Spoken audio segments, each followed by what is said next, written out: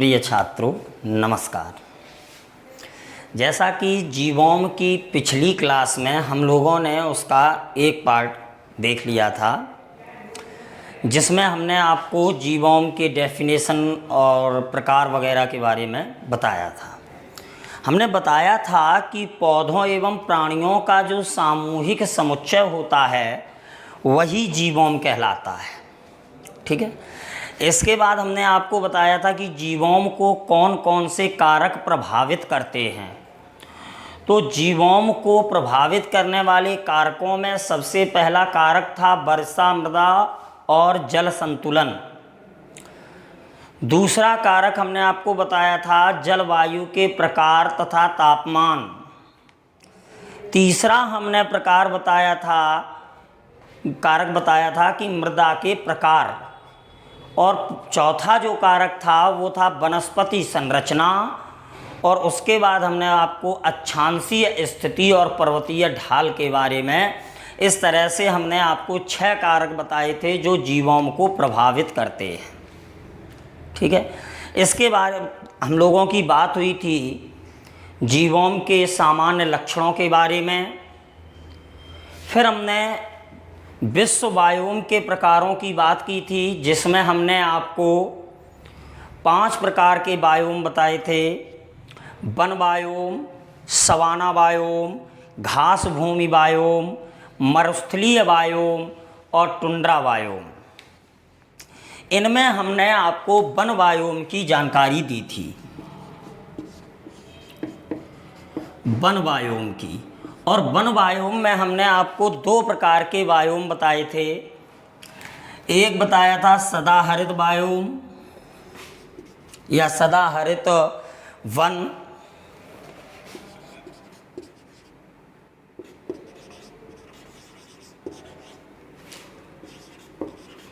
और दूसरा इसमें हमने आपको बताया था पर्णपाती वन।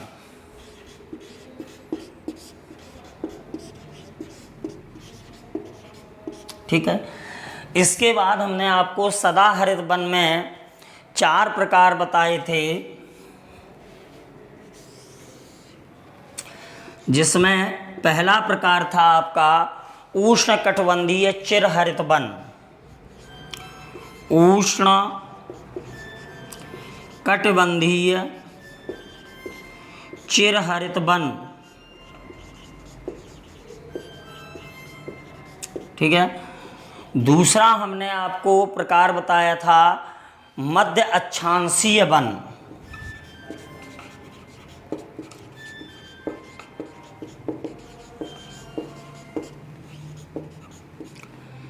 तीसरा हमने इसमें प्रकार बताया था आपको भूमध्य सागरीय वन।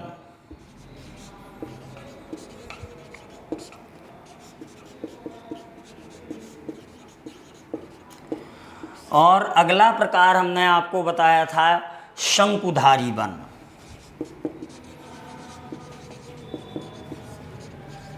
ठीक है। इसके बाद पर्णपाती वन के भी हमने आपको 2 प्रकार बताए थे। पहला प्रकार बताया था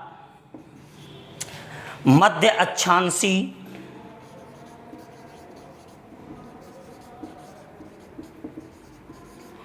और दूसरा प्रकार बताया था उष्णकटिबंधीय या मानसूनी वन।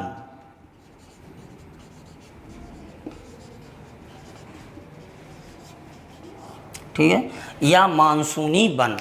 अब आज की क्लास में हम लोग देखेंगे सवाना बायोम और इससे आगे के बायोमों को। तो सबसे पहले बात करते हैं हम सवाना बायोम की। क्या है सवाना बायोम?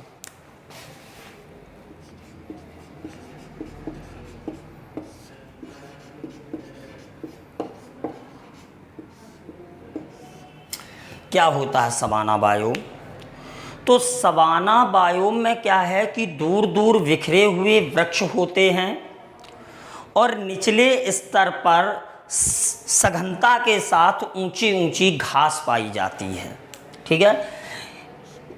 सवाना बायोम की विशेषता क्या है कि दूर दूर मतलब बहुत डिस्टेंस के साथ में बिखरे हुए वृक्ष होते हैं। बिखरे हुए वृक्ष एवं निम्न स्तर पर यानी कि निचले स्तर पर ऊंची ऊंची घास होती है। ठीक है।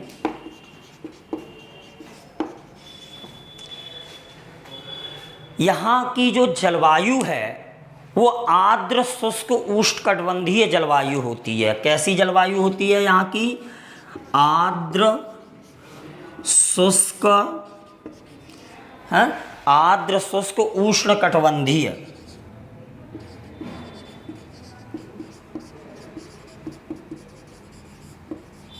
जलवायु होती है। ठीक है।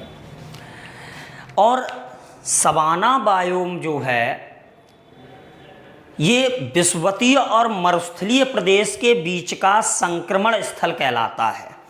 संक्रमण स्थल का मतलब होता है जिसमें कुछ गुण विषुवतीय हैं और कुछ गुण हैं वो मरुस्थलीय प्रदेश के हैं। तो हम कह सकते हैं कि सवाना बायोम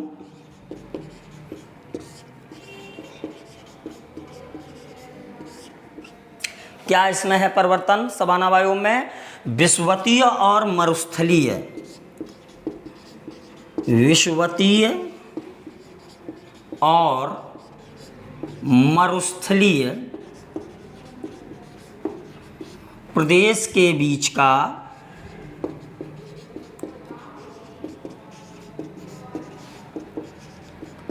संक्रमण स्थल है।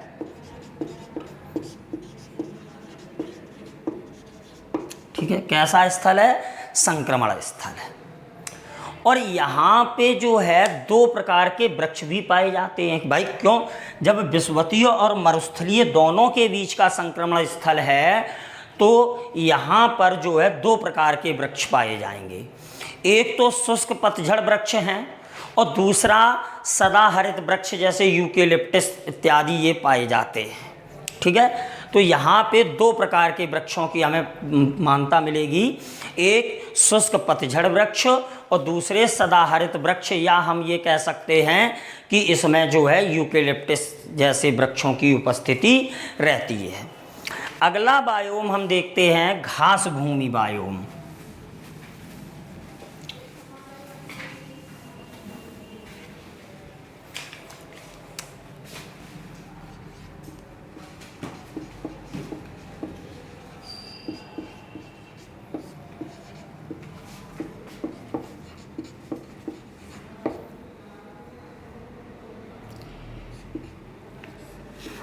घास भूमि बायोम की बात करें तो घास भूमि बायोम दो प्रकार का होता है। कितने प्रकार का?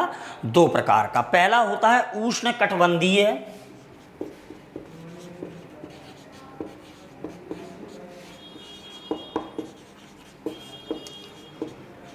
घास बायोम।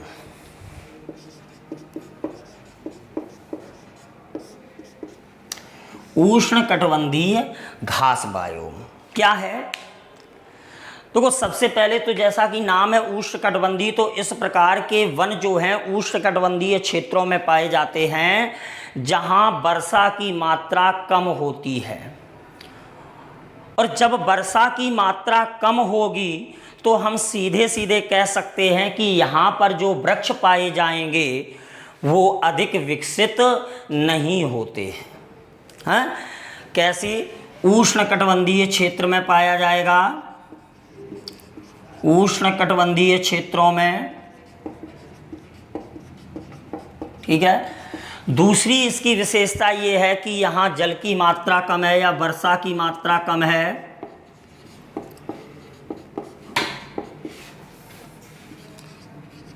जब वर्षा की मात्रा कम है तो पौधे अधिक विकसित नहीं हो पाते।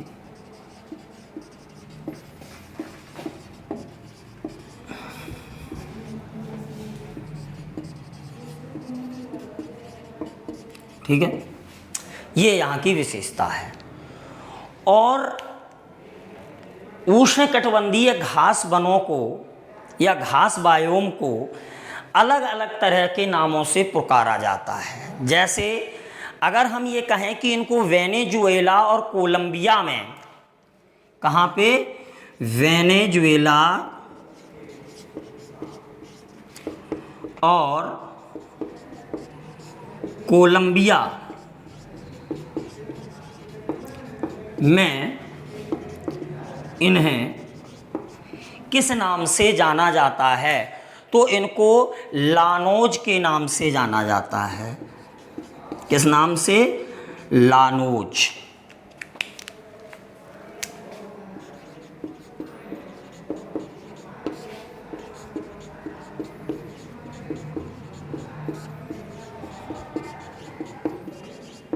ठीक है, वेनेजुएला और कोलंबिया में इनको जो है लानोज के नाम से जाना जाता है। अगली बात करते हैं तो ब्राज़ील में इनको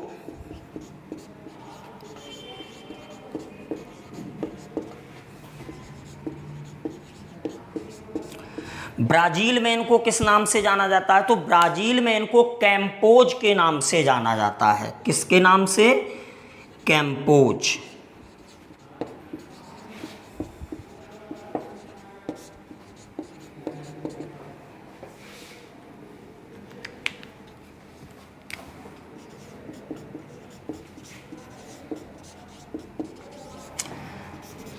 ब्राज़ील में कैम्पोज के नाम। अगर इनको हम ये पूछें कि अफ्रीका में किस नाम से जाना जाता है, तो अफ्रीका में इनको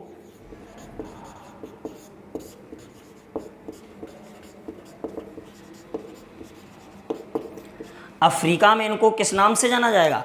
पार्कलैंड के नाम से। किस नाम से जाना जाता है? पार्कलैंड।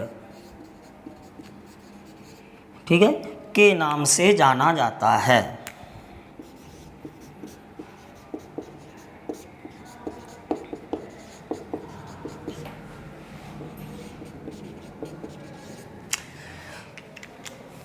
बहुत ध्यान रखें इन क्वेश्चनों को कि वेनेजुएला और कोलंबिया में जो उष्णकटिबंधीय घास बायोम है उनको लानोज के नाम से जाना जाता है, जबकि ब्राज़ील में इनको कैम्पोज के नाम से जाना जाता है और अफ्रीका में इनको पार्कलैंड के नाम से जाना जाता है। और इन वृक्षों की कभी कभी प्रश्न पूछा जाता है कि उष्णकटिबंधीय घास बायोम के वृक्षों की किससे समानता की जाती है, तो इनकी समानता जो है किससे की जाएगी? इनकी समानता जो है सवाना वृक्षों से होती है। किससे? सवाना वृक्षों से। अब दूसरी बात करें तो शीतोष्ण घास प्रदेश बायोम होता है। कौन सा? शीतोष्ण। एक हो गया उष्णकटिबंधीय घास बायोम, तो दूसरा होता है शीतोष्ण घास प्रदेश बायोम। शीतोष्ण घास प्रदेश बायोम।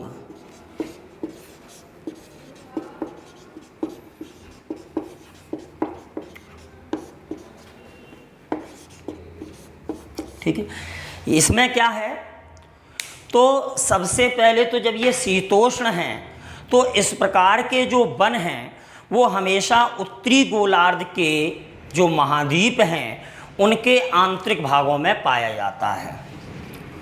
उत्तरी गोलार्ध के महाद्वीपों के आंतरिक भागों में।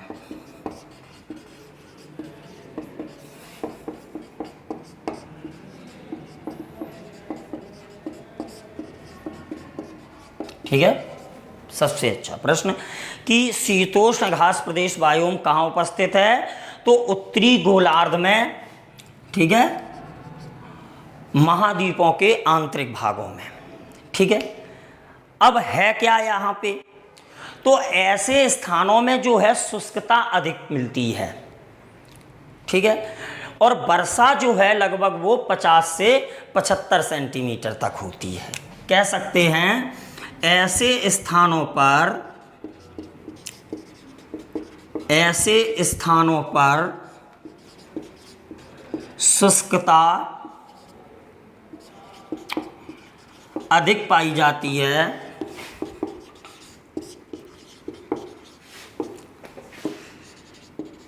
तथा वर्षा 50 से 70 सेंटीमीटर तक होती है।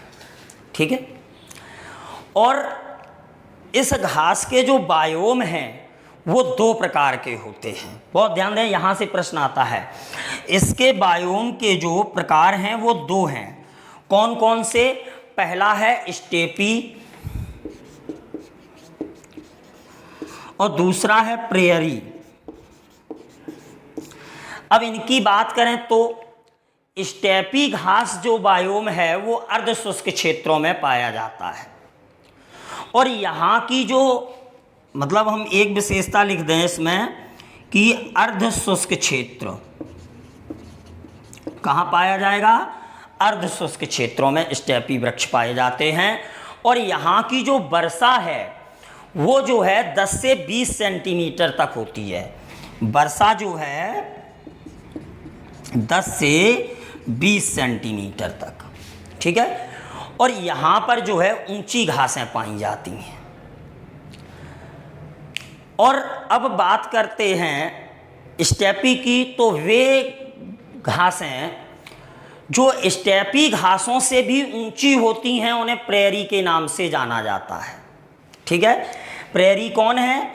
वे घासें जो स्टेपी से भी ऊंची होती हैं। पहली बात।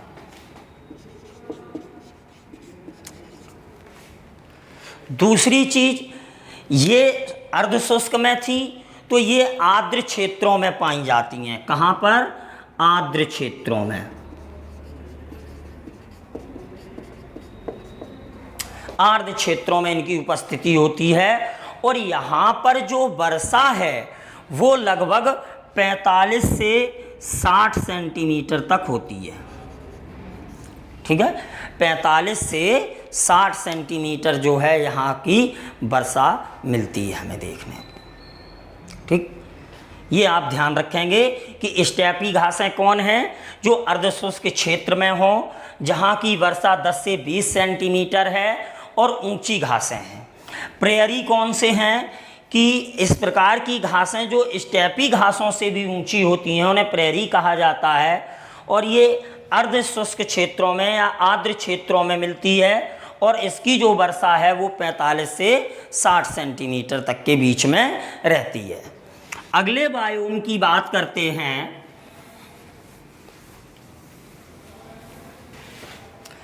अगला बायोम है मरुस्थलीय बायोम।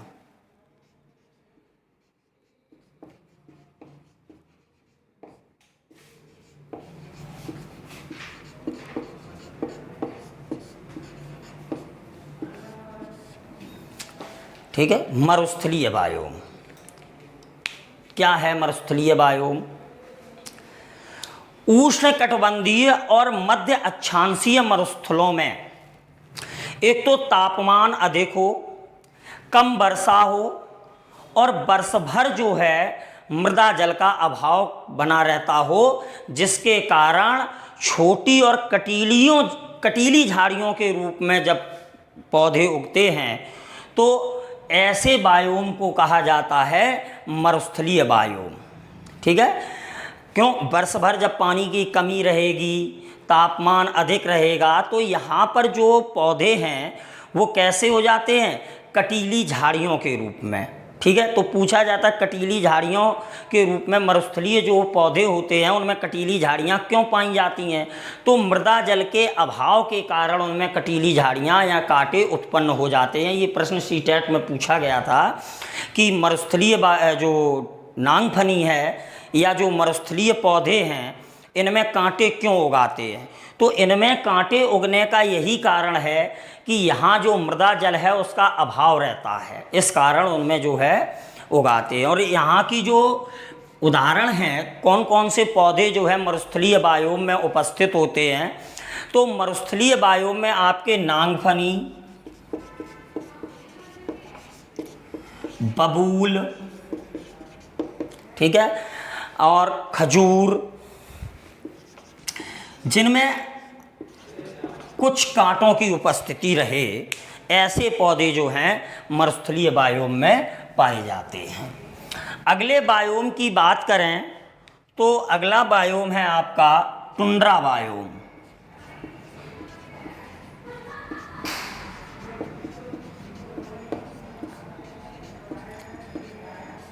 ठीक है, टुंड्रा बायोम ध्रुवीय क्षेत्रों में पाया जाता है। अब जब ये ध्रुवीय क्षेत्रों में है तो ध्रुवीय क्षेत्रों की ये विशेषता है कि यहाँ वर्ष भर जो है सूर्य के प्रकाश का अभाव रहता है। तो इसकी विशेषता में हम कह सकते हैं कि ध्रुवीय क्षेत्रों में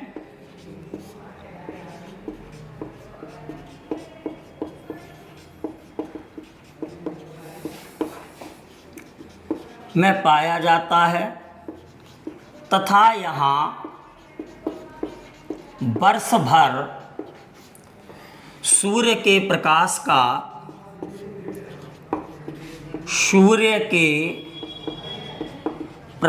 का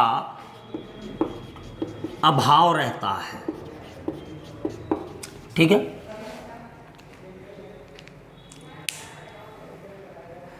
और जब सूर्य के प्रकाश का अभाव रहेगा, ध्रुवीय क्षेत्र है, तो यहाँ पर पोषक तत्वों का भी अभाव होता है। जब पोषक तत्वों का अभाव क्यों है? क्योंकि यहाँ की जो मृदा है वो अविकसित मृदा है, मृदा में नमी का अभाव है। इस कारण से इस बायोम में जो है बहुत कम प्राथमिक उत्पादकता होती है। ठीक है, तो कभी कभी पूछ दिया जाता है कि किस बायोम में न्यूनतम प्राथमिक उत्पादकता पाई जाती है।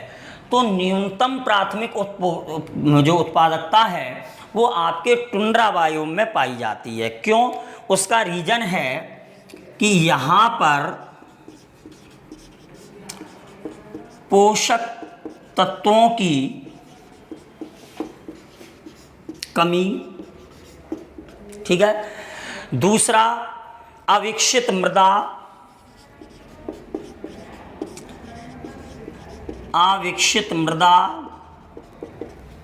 ठीक है, इसके बाद मृदा में नमी का अभाव,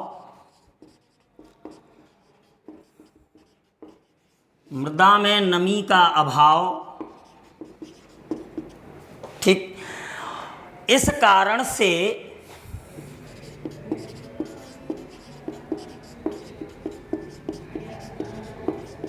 न्यूनतम उत्पादकता पाई जाती है या प्राथमिक उत्पादकता पाई जाती है।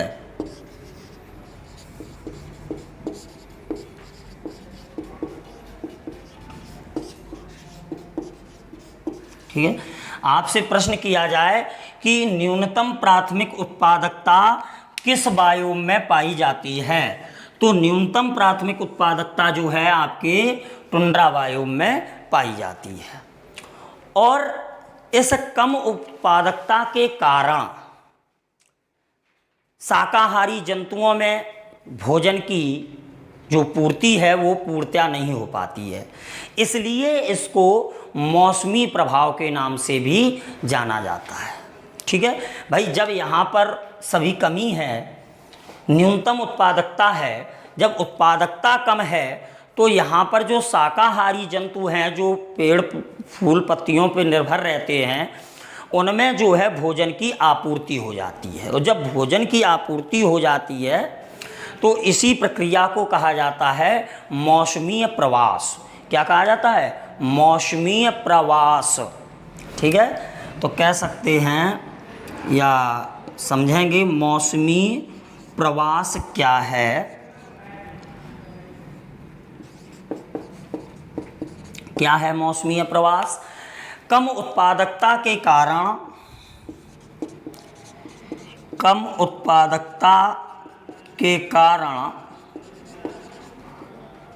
शाकाहारी जंतुओं,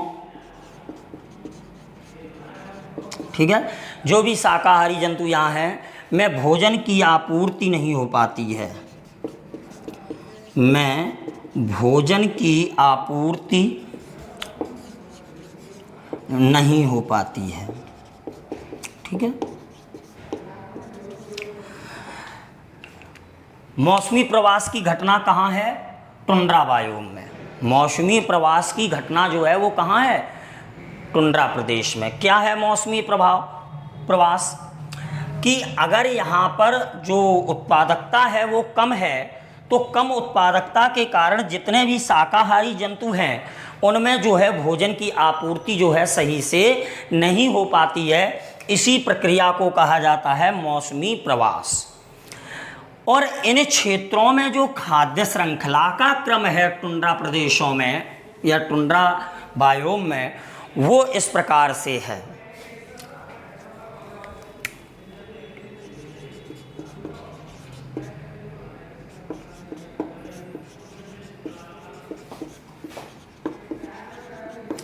क्या है इन बायोमों में खाद्य श्रृंखला का क्रम? तो सबसे पहले यहाँ जो है मॉस आते हैं।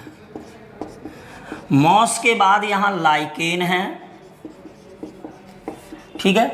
लाइकेन के बाद यहाँ रेंडियर हैं,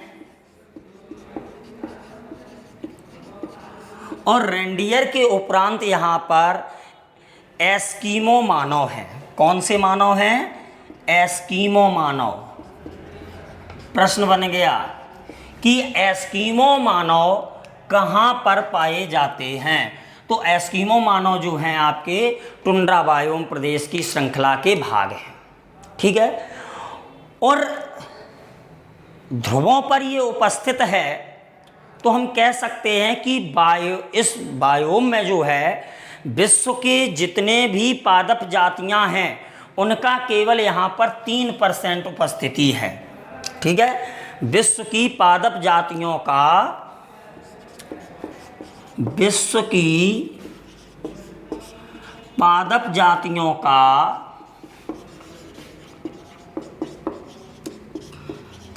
केवल 3% ही उपस्थित होता है। कितना? केवल 3%, ठीक है। और यहाँ पर जो भी वनस्पति पाई जाती है उसको क्रायोफाइट की संज्ञा दी जाती है। किसकी संज्ञा दी जाती है? क्रायोफाइट।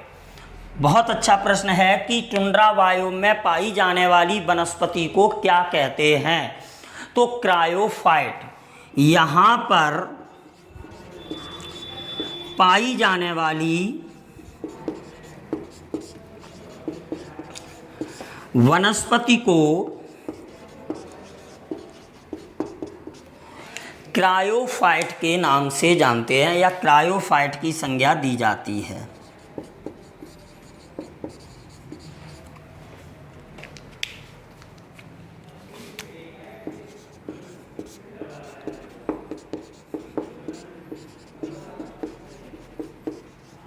ठीक है, किसकी संज्ञा दी जाती है?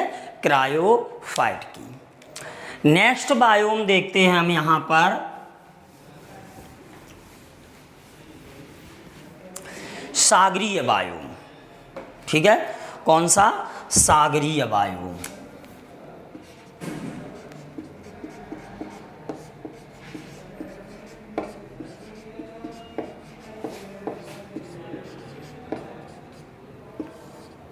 क्या है? देखो, सबसे पहले तो यहां से एक प्रश्न उठता है कि महासागर जो है वहां जो जल पाया जाता है उसका तापमान कितना रहता है। तो महासागरीय जल का जो तापमान है, महासागरीय जल का तापमान 0 से 300 डिग्री सेंटीग्रेड तक होता है। ठीक है, और सागरीय बायोम में जो जीवन या आहार श्रृंखला है वो 3 चीज़ों पर आधारित होती है। किस किस पे? सूर्य के प्रकाश पर, कार्बन डाइऑक्साइड पर और ऑक्सीजन की सुलभता पर। ठीक है, तो हम कह सकते हैं कि सागरीय बायोम में जीवन तथा आहार श्रृंखला जीवन तथा आहार श्रृंखला किस किस पे? सूर्य के प्रकाश पर,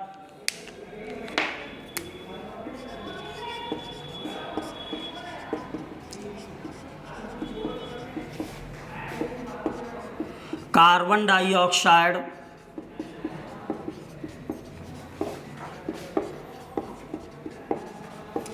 तथा ऑक्सीजन की सुलभता पर आधारित है। ठीक है, किस प्रकार से ऑक्सीजन उपलब्ध है। ठीक है, अब सागर है तो इसमें जो ऊपरी सतह है यहाँ पर हरे पौधे मिलते हैं। ठीक है, और जो प्राथमिक उपभोक्ता हैं वो भी इसी स्तर पर उपलब्ध होंगे। लेकिन अगर हम अधिक गहराई पर जाएं, या हम ये कहें कि सागर में जो अधिक गहराई में रहने वाले प्राणी हैं, ठीक है, वो जो है असादों पर निर्भर रहते हैं। असादों का मतलब है जो यहाँ से सतह से प्राप्त होता है उस पर। ठीक है, अब हम बात करते हैं कुछ जो बायोम हैं अपने, उनकी कुछ विशेषताएं हैं। उन विशेषताओं के बारे में थोड़ी सी बात चर्चा करते हैं। तो सबसे पहले हम चर्चा करते हैं उष्णकटिबंधीय बायोम या सवाना बायोम की विशेषताओं के बारे में। ठीक है, उष्णकटिबंधीय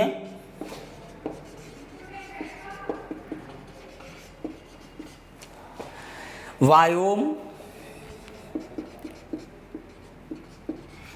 या सवाना बायोम की विशेषताएं।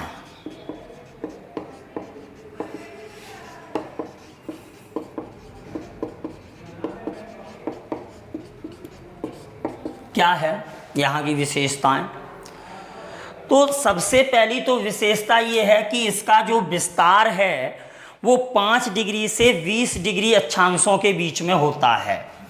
इसका जो विस्तार है वो 5 डिग्री से 20 डिग्री अक्षांशों के बीच होता है।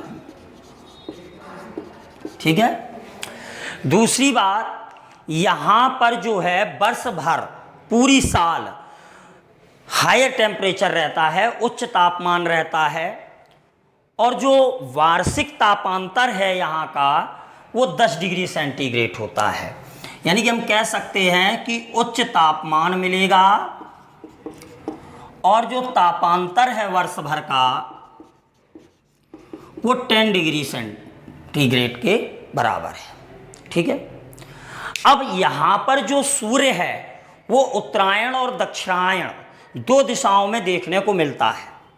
ठीक है, तो जब उत्तरायण और दक्षिणायन होता है तो यहाँ की जो जलवायु है उसमें मौसमी प्रभाव दिखाई देता है।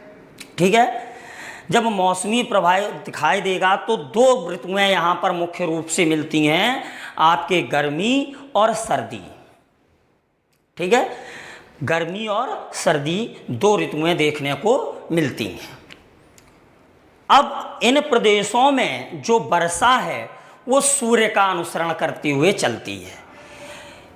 यानी कि हम कह सकते हैं कि इन प्रदेशों में जब सूर्य लंबवत हो जाता है तभी यहाँ पर वर्षा संभव हो पाती है। ठीक है, अब यहाँ की जो वर्षा है वो वार्षिक वर्षा जो है 25 से 100 सेंटीमीटर तक की होती है, और कभी कभी तो ये अनिश्चित भी रहती है। लेकिन अगर हम वैल्यूएशन करना चाहें तो यहाँ की जो वार्षिक वर्षा है वो आपके 25 से 100 सेंटीमीटर तक होती है। अब जब इस तरह का है तो यहाँ पर जो है जीव जो पाए जाते हैं उनमें हिरण है, जेब्रा है, सिंह है, तेंदुआ है, इस तरह के जानवरों की उपस्थिति पाई जाती है। किन किन की? हिरण है, जेब्रा है, और आपके सिंह हैं, शेर, तेंदुआ है, इस तरह के जो जानवर हैं उनकी यहाँ अधिकता है। ठीक है, और घास जो है अधिक मात्रा में पाई जाती है, तो यहाँ पर चौपाए भी अधिक मात्रा में मिलते हैं। जैसे आपके गाय, भैंस, बकरी, इस तरह के जो चौपाए हैं वो यहाँ पर अधिक मात्रा में मिलेंगे, क्योंकि यहाँ जो घास है वो भी अच्छी मात्रा में, बड़ी मात्रा में मिलती है। इन प्रदेशों में जो है आपके गोंद, कपास, चमड़ा, इन चीज़ों का निर्यात किया जाता है। किन चीज़ों का यहाँ से निर्यात किया जाता है? गोंद, कपास और चमड़ा। गोंद, कपास और चमड़ा, ठीक है, इनका निर्यात किया जाता है। यानी कहने का मतलब इन प्रदेशों से गोंद, कपास और चमड़ा जब अधिक मात्रा में मिलेगा तभी तो हम यहाँ से निर्यात कर पाएंगे, ठीक है। तो इन प्रदेशों में जो है आपके गोंद, कपास और चमड़ा अधिक मिलता है। और सवाना बायोम के जो अंतर्गत कृषि संसाधनों की सुविधा है, ठीक है, तो यहाँ पर सभी प्रकार की जो समस्त कृषियाँ हैं वो सभी उगाई जा सकती हैं, क्योंकि यहाँ जो कृषि के संसाधन हैं वो उच्च स्तर के मिलते हैं। अगले विशेषता बात करते हैं मरुस्थलीय बायोम की क्या विशेषताएं हैं। मरुस्थलीय बायोम की विशेषताएं,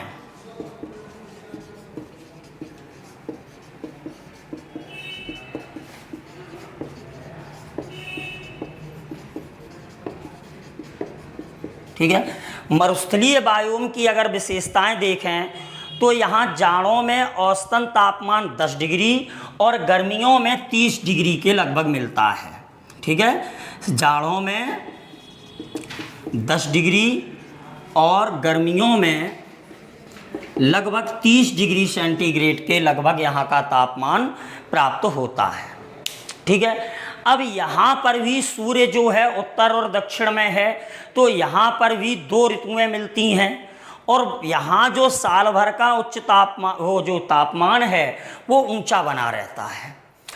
यहाँ की एक सबसे बड़ी विशेषता ये होती है मरुस्थलीय बायोम के विशेष क्षेत्रों की, कि यहाँ जो रात में है आसमान साफ दिखेगा, ठीक है, लेकिन सौर तथा ताप विकिरण की तीव्रता जो है वो बहुत अधिक होती है, ठीक है। यानी कि हम कह सकते हैं संपूर्ण विकिरण का लगभग ये 90% भाग को ग्रहण कर लेता है, ठीक है। जो दिन भर का तापमान है वो भी अधिक रहता है। सबसे अच्छा प्रश्न जो यहाँ का इम्पोर्टेंट प्रश्न है कि मरुस्थलीय बायोम में जो रहने वाले लोग हैं वो बद्दू या खानाबदोशी कहलाते हैं। क्या कहलाते हैं? बद्दू या खानाबदोशी, ठीक है। तो प्रश्न होता है कि बद्दू प्रजाति कहाँ पर पाई जाती है या खानाबदोशी प्रजाति कहाँ पर उपस्थित है, तो वो मरुस्थलीय बायोम में उपस्थित है, ठीक है। और यहाँ के जो रहने वाले लोग हैं तो जब वो खानाबदोशी हैं तो कपड़े भी ढीले ढाले पहनते हैं, बकरी और ऊँट का अधिक पालन करते हैं और ऊँट की जो दूध है उसका भी बहुत अधिक मात्रा में प्रयोग करते हैं।